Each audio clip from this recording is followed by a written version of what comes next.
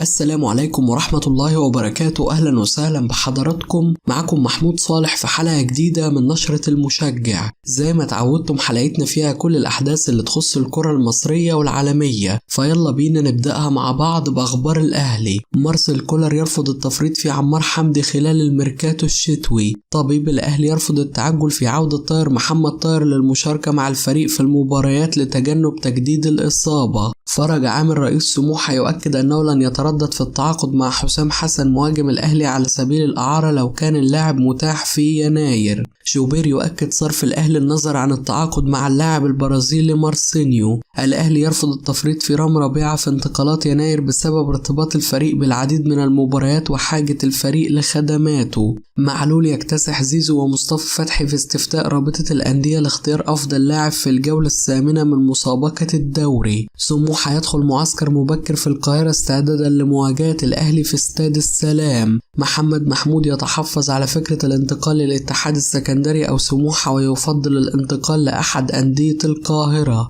الاتحاد الآسيوي يرشح الهلال السعودي للمشاركة في كأس العالم للأندية بسبب عدم اكتمال النسخة الحالية من دوري أبطال آسيا. للإسراع في إنهاء ملف الصفقات. الخطيب يكلف حسام غالي بمساعدة أمير توفيق مدير التعاقدات في التفاوض مع الأندية التي يرغب النادي في التعاقد مع بعض لاعبيها. المتحدث الرسمي للنجم الساحلي في تصريحات لصدى البلد: لم يصلنا أي عروض من الأهلي بخصوص كريستو، ما يعني أن الأمر غير مطروح، كما أن النجم في حاجة لكل لاعبيه ولا نية في التفريط في أي لاعب. قضية كولوبالي لن تضغط علينا لبيع كريستو للأهلي. لقد تقدمنا بشكوى للمحكمة الرياضية الدولية ضده لإلزامه بدفع نصيبه من العقوبة التي وقعت على فريقنا بسببه، وتم تحديد يوم 27 من الشهر القادم كموعد لجلسة النظر في هذه القضية، وقد أعددنا الوثائق اللازمة وإن شاء الله سيكون الحكم لصالحنا. ما يجمعنا بالأهلي حاليا هو اتفاقية تم إبرامها في نوفمبر 2021 وتنص على تقسيط المبلغ المطلوب على 4 أقساط. دفعنا قسطين في ديسمبر 2021 وفي يوليو الماضي، وتبقى قسطين وسندفع الثالث في فبراير القادم. رئيس سموحة: مباراة الأهلي صعبة جدا، نحتاج إلى توفيق من الله في هذه المواجهة، والكرة وارد فيها كل شيء. المنطق يقول أن الأهلي أفضل منا بكثير، ولكن الكرة وارد أن يحدث فيها كل شيء. أي نقطة سموحة يخسرها يجب أن أحزن، ورغم أن أهلاوي ولكن نادي سموحة أولا، وأتمنى أن أحقق أفضل نتيجة أمام الأهلي، والمباراة مع الأحمر ستكون مصيرية. عدل القيعي معلقا على تصريحات المتداولة الرئيس الباطن السعودي عن عدم احترافية الأهلي بسبب عدم الرد على العرض الذي أرسله لاستعارة أفشة. الباطن أرسل لنا خطاب يستفسر عن إمكانية استعارة أفشة دون أي تفاصيل أخرى، ثم تواصل معنا عبر الهاتف أحد الموظفين في النادي السعودي. الأهلي احتاج وقت لدراسة موقفه من إعارة أفشة إلى الباطن، والمفاوضات كانت شفهية بيننا ومفوض النادي السعودي دون خطابات رسمية، وفي النهاية لم نتوصل لاتفاق. مفوض الباطن أبلغ الأهلي بأن رئيس نادي لم يتحدث بسوء عن النادي الأهلي. كفاكم عبث بعلاقة الأهلي مع الأندية، لن نقبل ما نشر على لسان رئيس الباطن. إذا كان قد قال هذه التصريحات فعلا فهذا ردنا عليه، ولو العكس فهذا يعني أن هناك من يريد إفساد علاقة الأهلي مع باقي الأندية. عامر حسين المسؤول عن المسابقات في رابطة الأندية: مشاركة الأهلي في كأس العالم للأندية أحدث ارتباك كبير في جدول منافسات البطولات المصرية، وفوجئت بأن هناك حالة غضب بعدما صرحت مؤخرا بأن الدوري المصري لن ينتهي في موعده.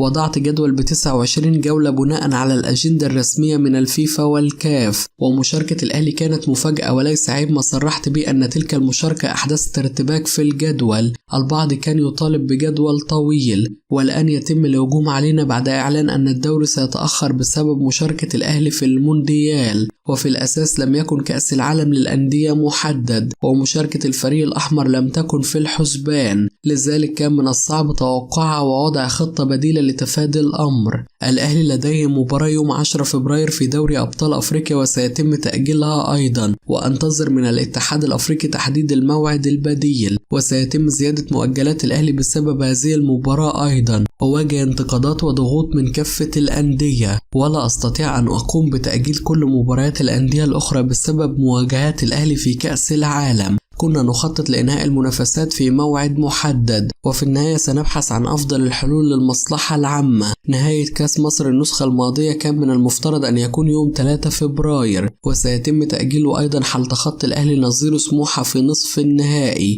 لن نعلن عن مواعيد بطولة الكأس الجديد حتى نهاية البطولة الماضية. محمد بركات: جماهير الأهلي تحلم بتخطي إنجاز الميدالية البرونزية والصعود للمباراة النهائية في بطولة كأس العالم للأندية. الأهلي سيواجه أندية قوية في كأس العالم للأندية هذه النسخة، مثل ريال مدريد الأسباني بجانب فلامينجو البرازيلي الذي يضم لاعبين موهوبين والوداد المغربي، ولكن الجميع سعيد بمشاركة الأهلي في كأس العالم للأندية وهو أمر مشرف، والأهلي لديه القدرة على تقديم مستويات طيبة في المونديال هذه النسخة. الأهلي يسير بصورة طيبة ويتصدر جدول ترتيب الدوري، والفريق يقدم مستويات أفضل من بداية الموسم الماضي. هناك بعض الأمور الفنية تحتاج إلى جانب من التصحيح، ولكن الأهلي بصفة عامة جيد ويقدم نتائج طيبة. لا أتفق مع الأصوات التي تؤكد أن الأهلي مستواه انخفض، ربما يعيب بعض الأمور الصغيرة التي يحتاج السويسري مارسيل كولر المدير الفني لتصحيحها، وعلى رأسها عدم ثبات التشكيل. في رأيي الفريق ما زال في بداية الموسم، واتباع سياسة التدوير بهذه الطريقة يجعل الفريق يظهر في بعض الفترات بعيدة عن الأداء المتوقع. يوسف أسامة نبيل لاعب موهوب ويتطور بشكل واضح في الموسم الحالي، وسجل هدف رائع في لقاء حرس الحدود وقبل لقاء البنك الأهلي. أتمنى أن تتكرر التجربة ويتم تصعيد أكثر من لاعب موهوب من قطاعات الناشئين في الأندية، لأن هذا الأمر تفتقد الكرة المصرية. البنيني سامسون لاعب جيد ويحتاج فقط للوقت لإظهار قدراته، وأرفض الانتقادات ضد اللاعب لأنه مازال في بداية تجربته في مصر. أخبار الزمالك: والد زيزو يؤكد امتلاك نجله عرض من نانت الفرنسي وانتظاره موقف الزمالك لمعرفة موقف نجله.